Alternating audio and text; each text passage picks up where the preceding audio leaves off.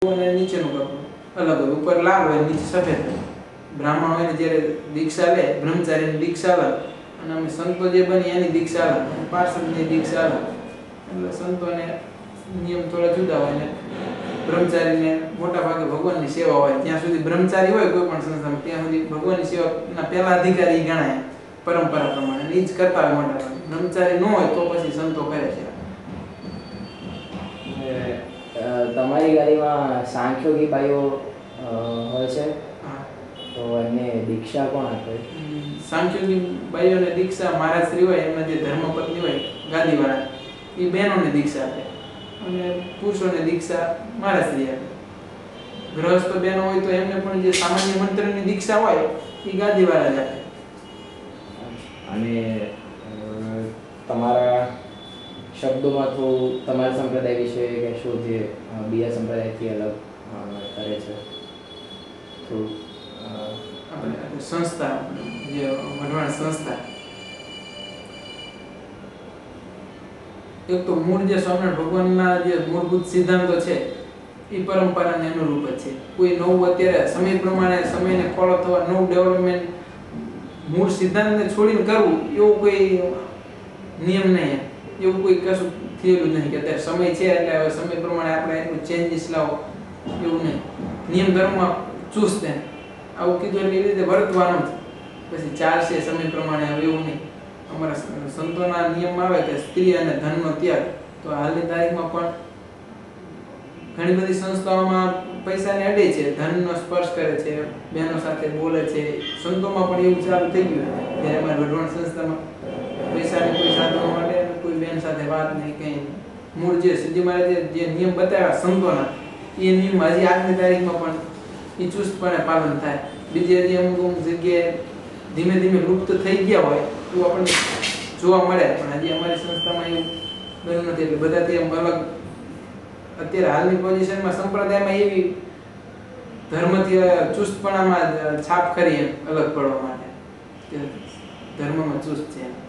અને કેટલા મંદિરો અત્યારે વઢવાણ સંસ્થાની નીચે છે? આમ વઢવાણ સંસ્થાની અંદરમાં મુખ્ય મંદિરોમાં તો 4-5 મંદિર મુખ્ય. એક તો વઢવાણ મંદિર, અને ત્યાર પછી અમદાવાદમાં કાલભૂષણનું મંદિર નાનું, અને બીજું ધ્રાંગધ્રામાં એક ઘનશ્યામ મંદિર કરીને છે ગામમાં, અને ધ્રાંગધ્રામાં એક મોટી સંસ્થા છે ગુરુકુળ, ભગવતધામ શ્રી સ્વામિનારાયણ ગુરુકુળ. 700 વિદ્યાર્થી અભ્યાસ કરે છે, 6 થી 12 સુધીનો અભ્યાસ ત્યાં ચાલે. અને એક મોરબીમાં સ્વામિનારાયણ મંદિર સંસ્કારધામ કરીને છે, અને એક વિરમગામ જ્યાં સંતો સતત કાયમ માટે સંતો રહેતા હોય, શિખરબંધ મંદિર જેવું ગણાય. બાકી વઢવાણ સંસ્થાના દરેક ગામમાં અલગ અલગ મંદિર ખરા, 150 મંદિર તો જંબુસર ખરા, અલગ બધા ગામમાં અલગ અલગ ભાઈઓનું બહેનો.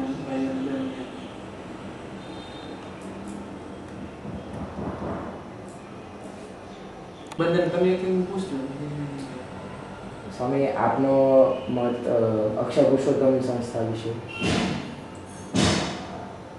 અક્ષર પુરુષોત્તમ સંસ્થા સ્વામિનારાયણ ભગવાનના ઓરિજિનલ સિદ્ધાંતમાંથી પરંપરામાંથી એવી કોઈ સંસ્થા નથી. મૂળ સંસ્થા એમની વડતાલ ગણાય, વડતાલ ગાદીના અંડરમાં. પણ વૈચારિક વૈમનસ્યના કારણે કે વિચાર ભેદના કારણે કોઈ વ્યક્તિ અત્યારે અલગ થઈને કોઈ પણ વસ્તુ ડેવલપ કરી છે, એમ વડતાલ મૂળ સંસ્થામાંથી અલગ થઈને એમને આજે આ બધું ડેવલપ કર્યું. મૂળ સંપ્રદાયના મૂળ સિદ્ધાંતથી વિરુદ્ધમાં પણ લાગે એમ મૂળ સંપ્રદાયના સિદ્ધાંત જોવા જતા. એટલે દીક્ષા હોય તો દીક્ષા પરંપરા આચાર્ય આપી શકે એવા જે મૂળ સિદ્ધાંત હોય એ પ્રમુખ સ્વામી આપે દીક્ષા, એમને રીતે થોડા ચેન્જ કરે. મૂળ તો આમ સ્વામિનારાયણ સંપ્રદાયમાંથી એક વડતાલ મુખ્ય જે સંસ્થા છે એમાંથી એક અલગ થયેલી સંસ્થા. પછી સુખડા વિશે તમારું? અક્ષર પુરુષોત્તમ સંસ્થા એટલે મૂળ પ્રમુખ સ્વામીની જે બીએપીએસ સંસ્થા કહેવાય, એમાંથી અલગ એક વિભાગ, બીજો વિભાગ થયેલો એટલે સોખડામાંથી. પ્રમુખ સ્વામી જ્યારે વારસદાર તરીકે યોગીજી મહારાજે પ્રમુખ સ્વામીની ગાદી આપી ત્યારે ઘણી વખત મને ગાદી આપે, તમને આપે, કોઈ આપે એટલે બીજા માણસને સાઈડમાં તકલીફ થાય કે કંઈ વિચારમાં ભેદ પડે એવું બધું. એટલે જ્યારે પ્રમુખ સ્વામી ગાદી ઉપર આવ્યા ત્યારે એ યોગીજી મહારાજના શિષ્ય એટલે હરિધામ ચોકડાના જે સ્વામી રહ્યા એ યોગીજી મહારાજના ઈ અને પ્રમુખ સ્વામી બે શિષ્ય એટલે બે પ્રમુખ સ્વામી અને હરિપ્રસાદ સ્વામી ચોકડા મંદિરના એ બે ગુરુભાઈ આમ ગણાય પણ બે અક્ષર પુરુષોત્તમ સંસ્થાના તે વિભાગે. આપણી કાળુપુર સંસ્થા વિશે તમારું શું કહેવું છે? આમ તો કાળુપુર સંસ્થા એટલે સ્વામિનારાયણ સંપ્રદાયનું પહેલું મંદિર એટલે કાળુપુર મંદિર છે. મૂળ સ્વામિનારાયણ ભગવાને એમની હાજરીમાં એમની હયાતીમાં સંતો પાસે જે મંદિર બંધાવ્યું એમાં સૌથી સ્વામિનારાયણ સંપ્રદાયનું પ્રથમ મંદિર એટલે કાળુપુર સંસ્થા અને એ સ્વામિનારાયણ ભગવાનની ઓરિજિનલ પરંપરા પ્રમાણે આજની તારીખમાં પણ ચાલે. તો પછી સ્વામી વઢવાણ સંસ્થા અને કાળુપુર સંસ્થા પછી અલગ શું કામ? આમ અલગ કહી શકાય આમ ન કહી શકાય. સૈદ્ધાંતિક પરંપરા એક જ પણ જ્યારે ગાદીનો પ્રશ્ન છે ત્યારે ગાદીએ બેસાડ્યા મુખ્યમંત્રી પદે કોઈ ચૂંટાણા પછી કદાચ એને દૂર કરવામાં આવે એ સમયે હવે કેવો પ્રશ્ન બનેલા આપણે તો સાંભળ્યા એટલે અલગ અલગ ઘણા બધા મંતવ્યો સાંભળ્યા. હકીકતમાં એ વખતે શું મુખ્ય પ્રશ્ન તો એ આપણને ઓરિજિનલ તો ખ્યાલ જ ન સાંભળ્યું કારણ કે 100 વર્ષ પહેલાનું હે એટલા માટે એટલે આ એક ગાદીના ઓલામાંથી અલગ વિભાજન થયું. આપણે મણિનગર સંસ્થા છે અબજી ભગવાન એના વિશે? મણિનગર સંસ્થા હું માનું ત્યાં સુધી તો કાલુપુર મંદિરમાંથી એક વિભાગ થયેલો.